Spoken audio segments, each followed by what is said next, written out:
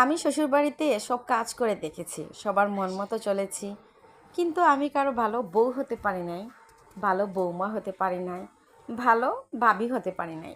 দিন শেষে আমাকে অনেকগুলা কথা শুনতে হচ্ছে। আমার দিকে আর চোখে তাকায়, আমার দিকে মুখ কালো করে তাকায়। হ্যাঁ, আমি বলছি ওইসব শ্বশুর শাশুড়িদেরকে। যদি আমি আপনাদের কথার সাথে সাথে তর্ক করতে পারতাম, আপনারা একটা কথা বললে আমি তিনটা কথা বলতে পারতাম, আমার স্বামীর সাথে একটা কথার বদলে তিনটা চারটা কথা বলতে পারতাম, তাহলে আমিও কিন্তু সেই রকম একটা বউ হতে পারতাম, অনেক ভালো বউ হতে পারতাম। আমার সম্পর্কে কথা বলতে একটু ভয় পেতেন, তাই না?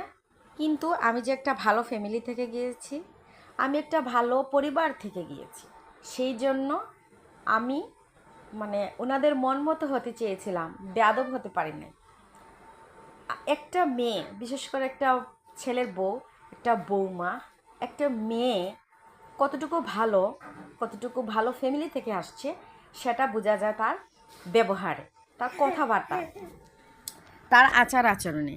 সো আমি একটা ভালো ফ্যামিলি থেকে গিয়েছি, এটা হচ্ছে আমার একটা ক্রেডিট, এটা হচ্ছে আমার একটা ভাগ্য। আমি কপাল করে এমন একটা ফ্যামিলি পেয়েছি।